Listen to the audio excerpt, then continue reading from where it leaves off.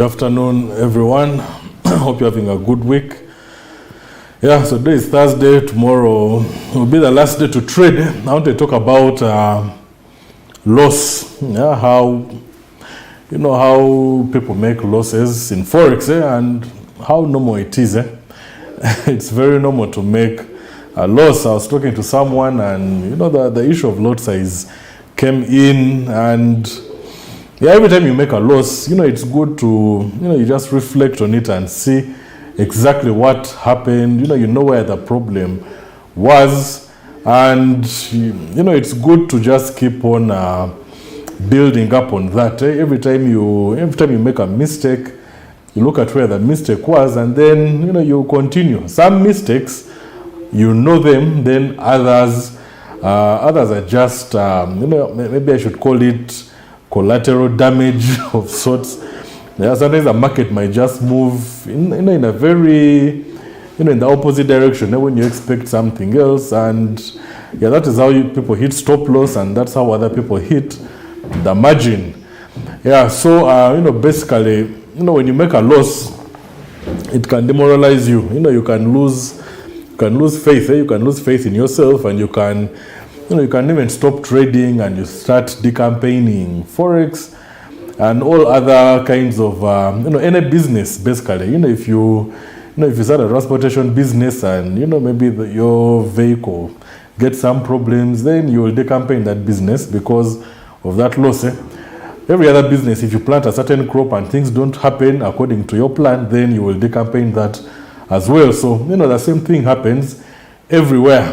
Yeah, so with Forex, the loss comes in so many ways. It comes in many ways. One could be your risk. You risked more than you actually had, or you risked more than your trade could handle, and that causes a very it causes you a loss. To have a loss.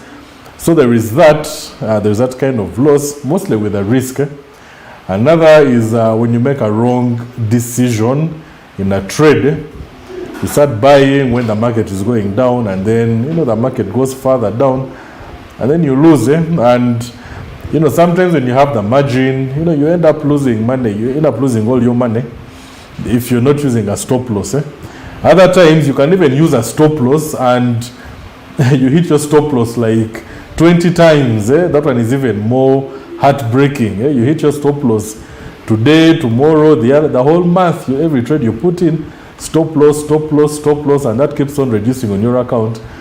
And when it's done, you really get, that one is even worse. You really feel bad. All those consecutive losses leading to the loss of your account. It's really heartbreaking. So that is another factor there.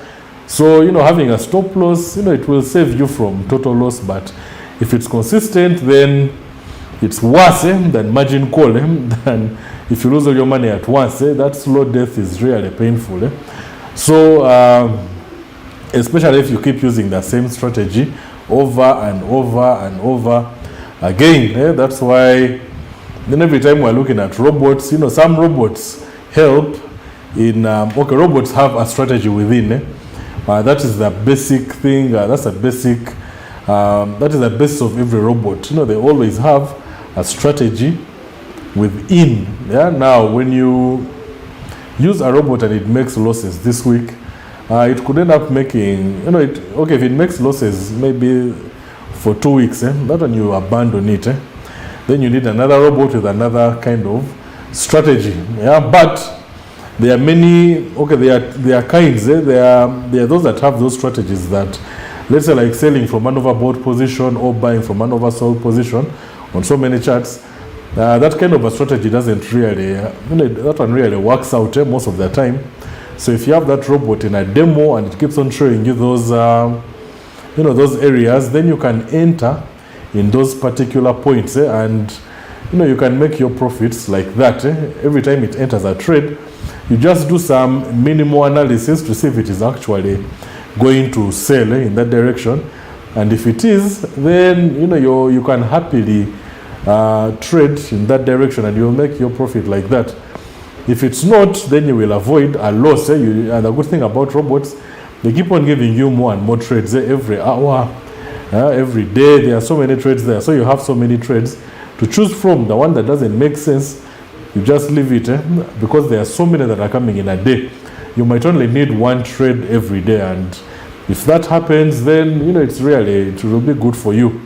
Yeah. So other robots that take very short positions, those ones you don't really have much control over them, because by the time it takes profit, you won't even realize what it has done. You might not even notice what it has done. You might just look the other side. When you look back, it has entered a trade and it has closed it. So those robots, they also have their limits. So if you have such a robot, then the choices are very limited. So when it's very successful, you'll be happy with it. If it's very successful, you keep on making that money. But the moment it starts making losses, you can even transfer it to a demo account and see how it's going to perform before you put it back in your real account, because the losses can be devastating. So yeah, there are basically two kinds. The kind that actually, then you can put on your main account, on your live account, that will trade and make money. That one you can be very sure of it. You have to be very sure of it, that is actually going to make money. The other type is the one that you have to monitor, and you have to look out for the trades that it's making. It makes a trade, and you analyze it, and you see whether to go on with that trade or to just leave it alone. Yeah. So having a robot that doesn't make a loss completely, yeah, you can.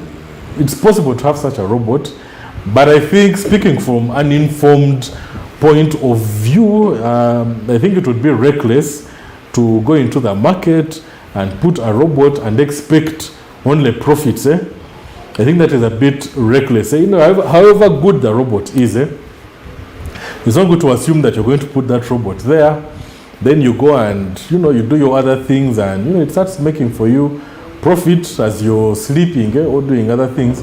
That is a bit, if you've tested the waters, if you've been in the market and you've done some trades, then you know how the market works. You know how risky it can be, and you need to take every precaution to make sure you don't lose your account. So having a robot that does no loss, it's like handing your money over to someone and having having all the faith in that person that they will not lose your money, which is this is forex trading we are talking about. These are not treasury bills or bonds. Yeah, those ones where there is zero risk. So in forex trading, there is a risk. There is a considerable risk to have. I normally, on this program, there's normally a risk disclosure. When it's just starting, there's a risk disclosure, and it's very important to take it into consideration. To know that forex trading or all these leverage products, they carry a considerable risk, and so having all that in your mind, you shouldn't you shouldn't just assume that I'm going to get my money, I'm going to put it there, and it's going to start making money for me, and you just pick like as if you're picking money from a tree. Okay, with very, very good, if you make a very good robot, that can happen. Like last year, that robot Inception, Inception went for 8 months straight without making a loss. For 8 months, without making a 5% on every trade. Yeah, so that was a big success, and achieving that kind of success, it's a lot of work, and yeah, I'm currently working on that as well after testing what that robot did. Obviously, I want another robot like that, and I'm working very hard to make sure I get that kind of a robot that gives you money when you're sleeping.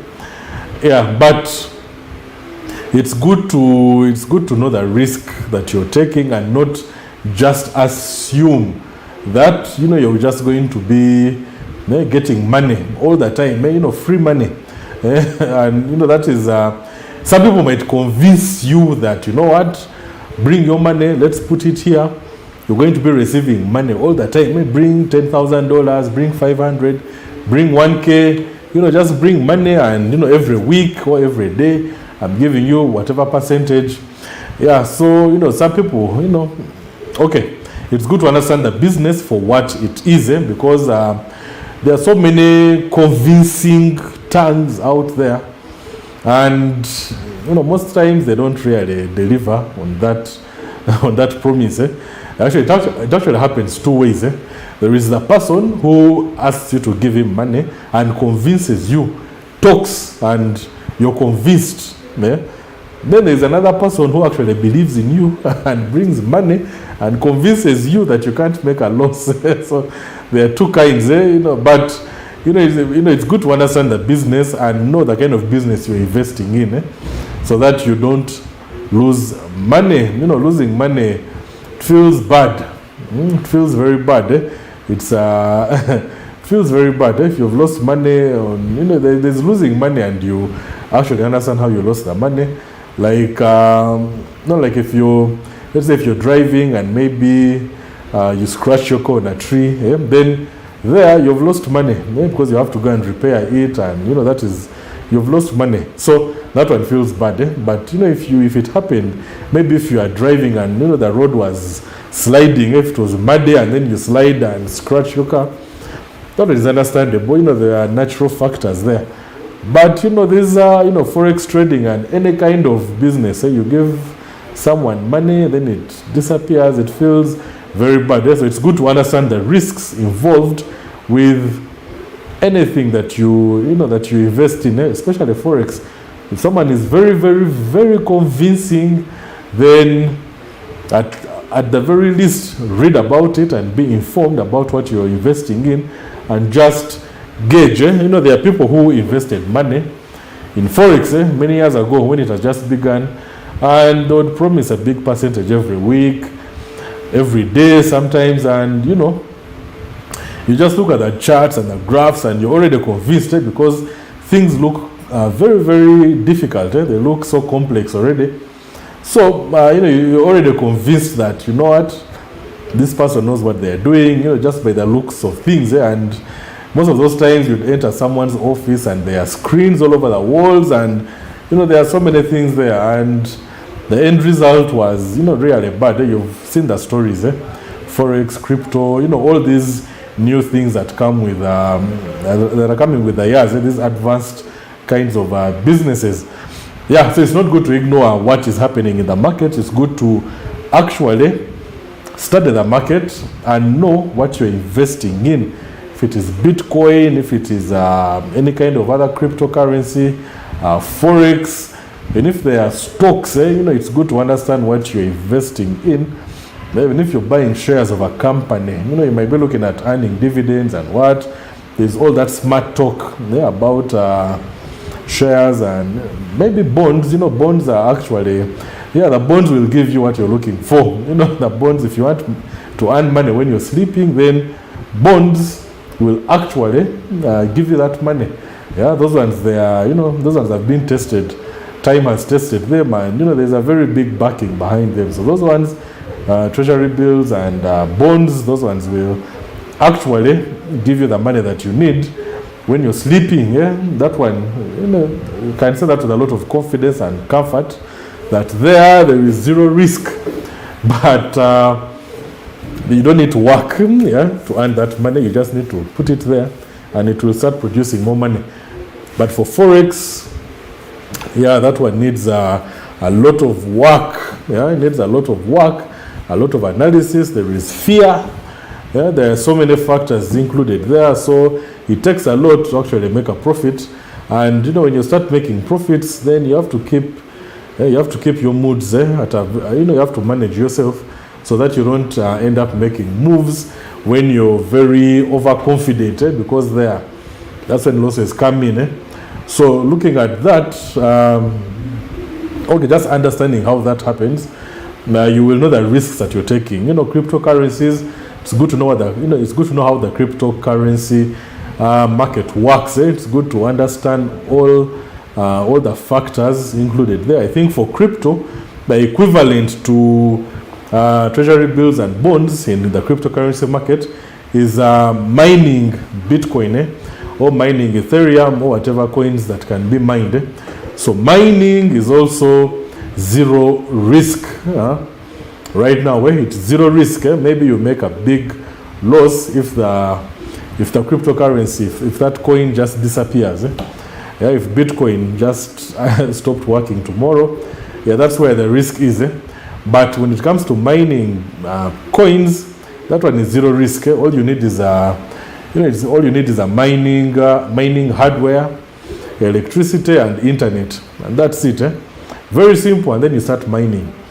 Very, very simple. It's like treasury bills, only that here you monitor it yourself on a daily basis. So that one is very, very easy. But then trading Bitcoin, that's another hassle of its own. Trading Bitcoin is also difficult. Another difficult thing is they call them these crypto bots, some mine bots, something like that. But they're just computer programs that actually trade on your behalf. They are basically robots, expert advisors, something like that, in another kind of form that trade the market and make you money. Those ones make a lot more money than mining. But where there's a lot of money, where there's a lot of money, there is also a lot of risk. So you have to look at the risks involved from the most minimal risk to the highest risk, which is the most rewarding. So on the minimum, you have mining Bitcoin, which I could put equivalent to treasury bills and bonds. Though the risks are really, for treasury bills, it's more of assured. This other one, it's also assured, but the risks could be maybe power and internet. If you're paying too much money in internet, then there mining will not be good for you. But if you're paying less money, or if you have some kind of free connection or whatever, then you can mine very well. That applies to power as well. So the people who have free internet and free electricity, those ones mine properly, and they make full profit from their mining activities. And just like that, they make more money for themselves and also for their countries.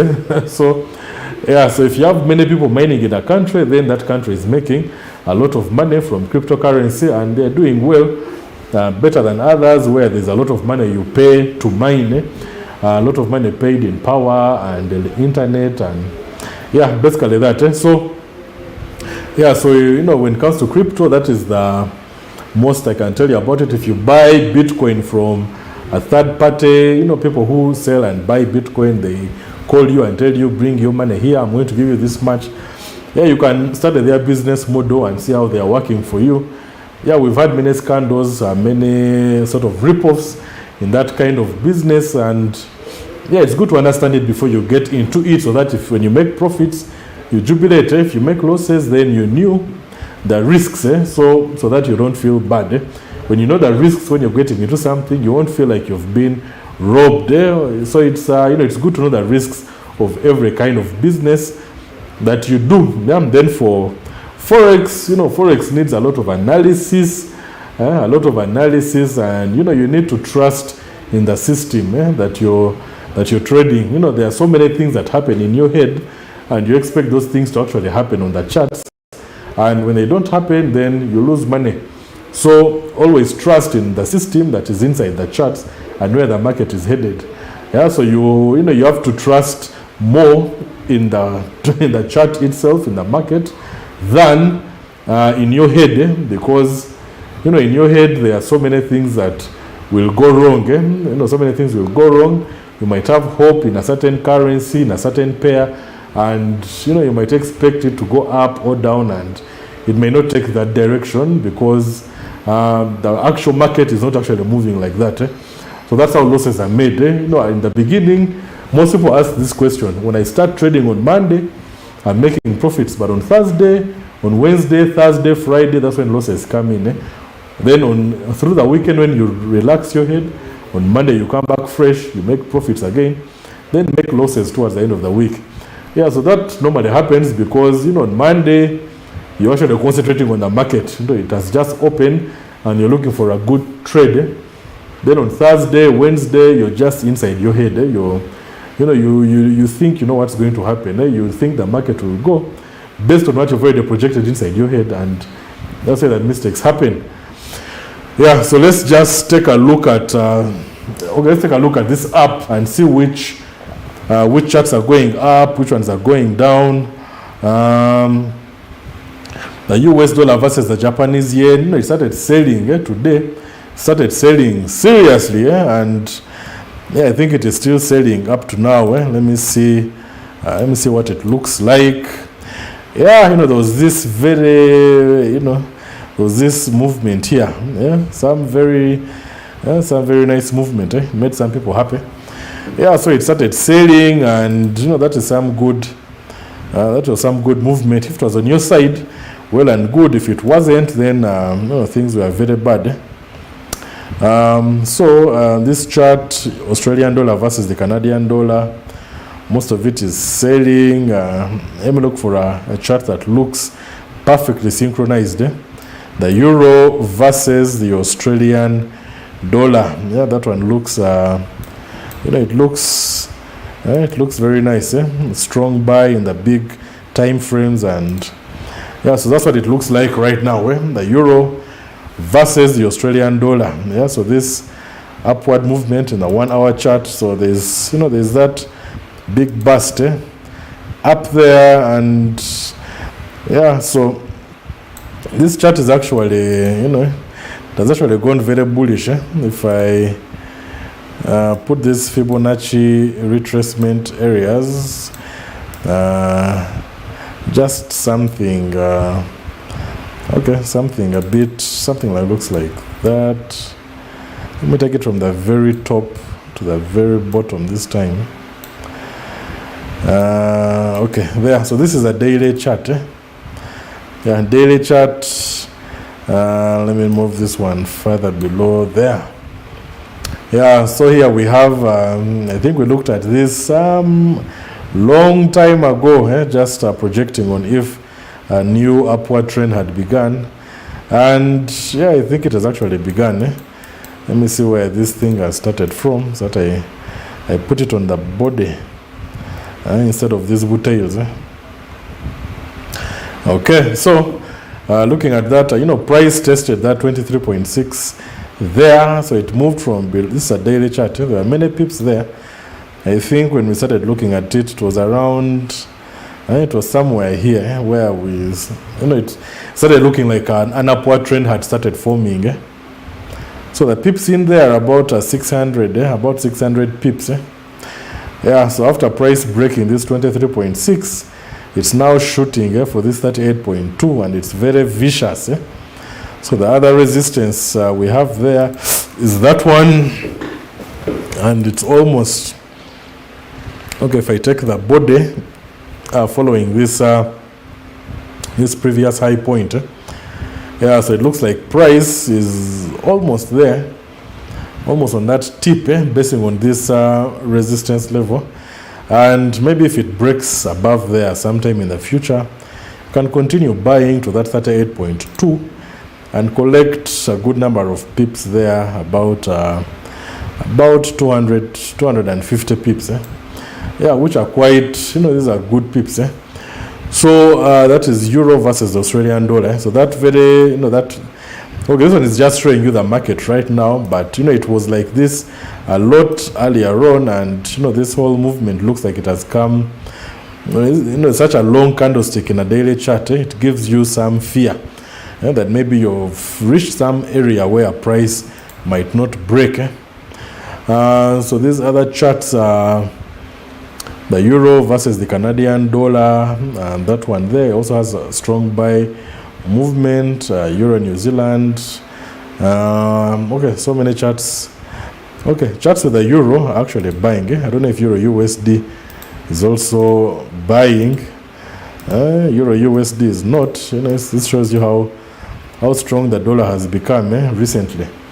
All other charts that have the euro as the first currency, they are all buying. Euro CHF. Okay, that one not so much. Euro New Zealand, there's strong buy there. Euro Canada. Yeah, so there's that very strong upward movement. Okay, let's look at this chart. Euro Japan, strong sell. This one is actually better. The Australian dollar versus the New Zealand dollar. Let's see if there's any other chart with that kind of movement. CHF Japan. Okay, let's just take a look at the which chart was it? This one, the Australian dollar versus the New Zealand dollar. That will be the last chart for today. Okay, so we have that strong sell movement there, and it actually looks very good. So if put this Fibonacci there to this top where they are actually, that resistance looks picture perfect. Yeah, so price has just gone, just below this 50 mark, 50.0, and never know price would come below to this area here where it first sold when that New Zealand news was there, in that area there. Yeah, so okay, maybe if price breaks below this 50.0 and starts heading downwards, you can start selling to this 61.8, just below this low point.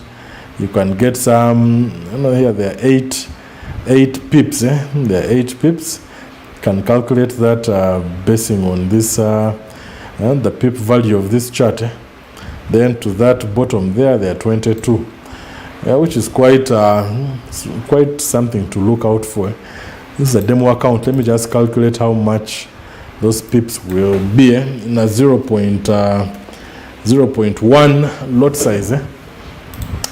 Let me see if I drag this, then it's about $8 there, then about $18 to this area there.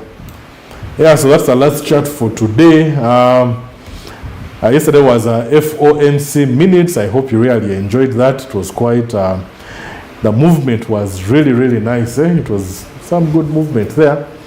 Yeah, if you didn't buy it, then it was okay. If you didn't trade, it's still okay. It's still okay actually. You can always look out for the next event. Yeah, so that's it for today. We shall be back tomorrow. Have a good day. Goodbye.